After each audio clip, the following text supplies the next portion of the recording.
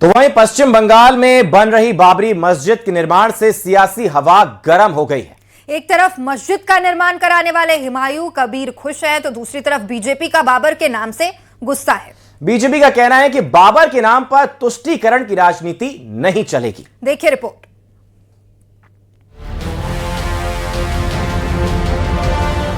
पश्चिम बंगाल के मुर्शिदाबाद में बाबरी मस्जिद के निर्माण का काम कुरान की आयतों के पाठ के साथ शुरू हुआ। इस दौरान करीब 1200 मौलवी और बड़ी संख्या में मुस्लिम समुदाय के लोग उपस्थित रहे। बाबरी मस्जिद बनने की शुरुआत होने पर हुमायूं कबीर ने खुशी जताई। बहुत खुश हूँ मैं। डीपीआर तैयार हो गया। वो जो आज को जो कंस्ट्रक्शन का काम शुरू किया बेस ढलाई करके, वो सिर्फ गेट का, असली जो बाबरी मस्जिद तो उसका ये काम चलेगी, से वो भी काम स्टार्ट हो जाएगी। बाबरी मस्जिद को लेकर यूपी में सियासत तेज है। बीजेपी का कहना है कि बाबर का महिमा मंडन करने वाले तुष्टीकरण की राजनीति कर रहे हैं। कोई भी इमारत देश में पहले तो बनेगी नहीं, कोई बनाएगा तो वो टिकेगी नहीं। और यह देश राम भक्तों का है, श्री कृष्ण भगवान के भक्तों का है, शिव भक्तों का है। बाबर का भारतीय राजनीति के इतिहास में लुटेरे की संज्ञा है।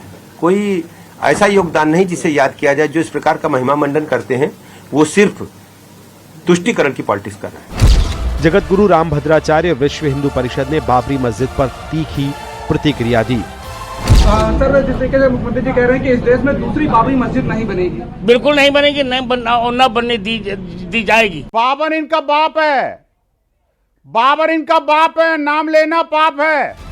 फिलहाल पश्चिम बंगाल में बन रही बाबरी ने यूपी की सियासी फिजा को गरमा दिया है। Bureau report, news 18।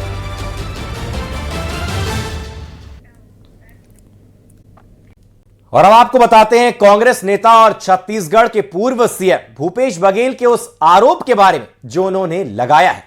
केंद्रीय गृह मंत्री अमित शाह पर उन्होंने आरोप लगाया। बघेल ने केंद्रीय गृह मंत्री अमित शाह पर आरोप लगाते हुए कहा कि उन्होंने दावा किया कि बघेल के खिलाफ चल रहे मामलों पर चर्चा करने के लिए उन्होंने संपर्क किया था।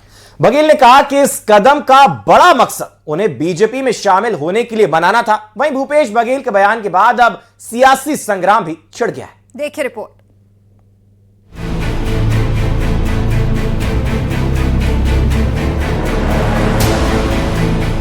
छत्तीसगढ़ कांग्रेस के दिग्गज नेता और पूर्व मुख्यमंत्री भूपेश बघेल के एक दावे ने प्रदेश में फिर सियासी हलचल तेज कर दी है। बघेल के दावे को लेकर देश और प्रदेश में सियासी संग्राम छिड़ गया है।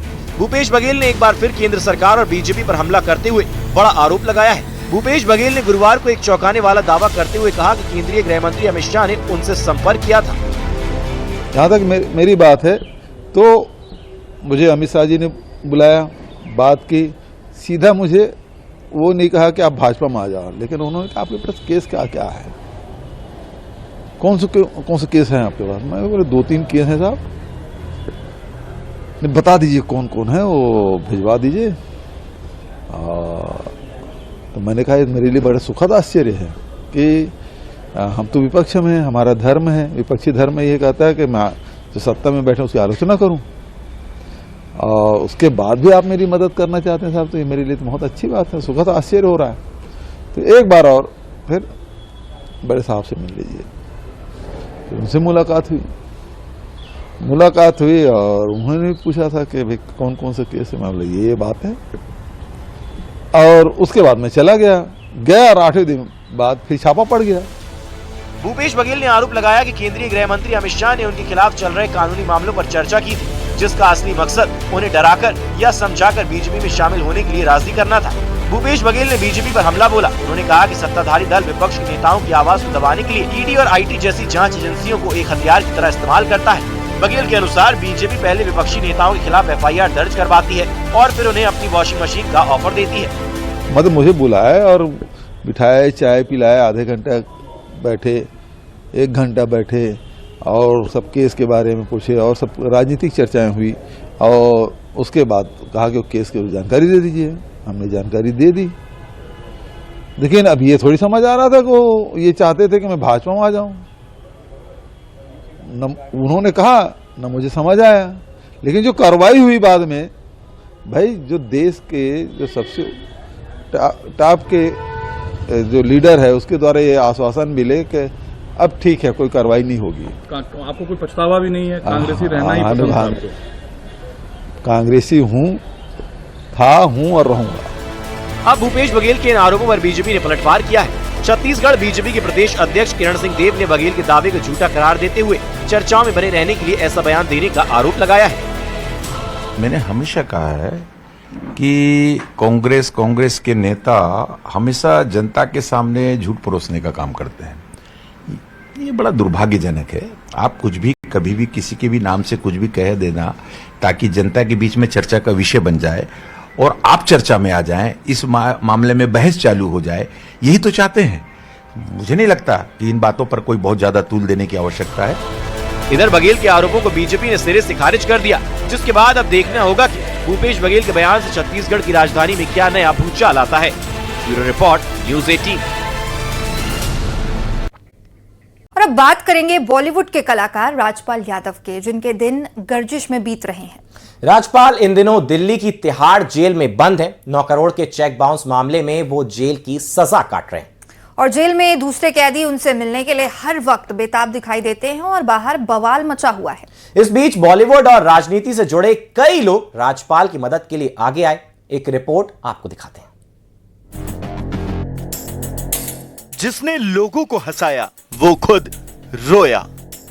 पैसों की तंगी ने जेल पहुंचाया। तिहाड़ में बंद राजपाल यादव। अपनी कॉमेडी से लोगों को हंसाने वाले राजपाल यादव इन दिनों खुद मुश्किल दौर से गुजर रहे हैं। फिल्म अता पता लापता की मेकिंग के दौरान लिया गया कर्ज ना चुकाना उन्हें भारी पड़ गया और करीब 9 करोड़ रुपए के चेक बाउंस मामले में राजपाल यादव जेल पहुंच गए। राजपाल यादव दिल्ली की तिहाड़ जेल नंबर 2 में बंद हैं। वो उस बैरक में हैं जहां कभी छोटा राजन और नीरज बवाना भी बंद रह चुके हैं। मामला 2010 का है, जब राजपाल यादव ने अपनी फिल्म अता पता लापता के लिए मुरली प्रोजेक्ट्स प्राइवेट लिमिटेड से करीब 5 करोड़ रुपए उधार लिए थे, जिससे भारी नुकसान हुआ। लोन नहीं चुकाने पर ब्याज और पेनल्टी 5 करोड़ की रकम बढ़ते बढ़ते 9 करोड़ हो गई। हालांकि इस दौरान राजपाल यादव ने कई चेक जारी किए, लेकिन वो बाउंस हो गए, जिससे उनके खिलाफ क्रिमिनल केस दर्ज हुआ और इसी वजह से राजपाल यादव तिहाड़ जेल पहुंच गए। राजपाल यादव ने तिहाड़ जेल जाकर खुद सरेंडर किया। वो ये कहते हुए भावुक हो गए कि उनके पास पैसे नहीं हैं, दोस्त नहीं हैं और एकदम अकेले हैं। तिहाड़ जेल एशिया की सबसे बड़ी जेलों में गिनी जाती है।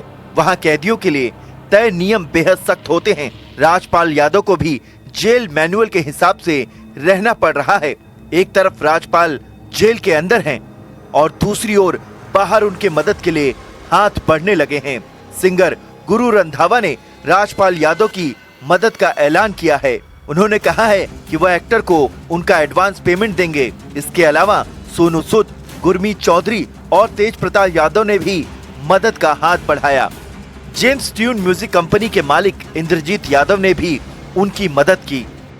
अगर 2 दिन में 3 दिन में पूरे पैसों की व्यवस्था नहीं हुई, कितना भी पैसा देना पड़े, 14 तारीख को मैं कोर्ट में जमा कराऊंगा ताकि 14 की शाम को शिवरात्रि पे राजपाल भाई अपने परिवार के बीच में हो। बॉलीवुड कॉमेडियन और एक्टर राजपाल यादव का नाम जब भी आता है, लोगों के चेहरे पर मुस्कान आ जाती है। लेकिन इन दिनों चर्चा उनकी फिल्मों या कॉमिक टाइमिंग की नहीं, बल्कि तिहाड़ जेल में गुजर रहे उनके वक्त की है, क्योंकि बुरे दौर से गुजर रहे बॉलीवुड की चकाचौंध भरी दुनिया का ये चमकता सितारा पैसों की तंगी की वजह से धुंधला हो रहा है और वो इतना मजबूर हो गया है कि उसे ये कहना पड़ रहा है कि उसके पास न पैसे हैं न दोस्त।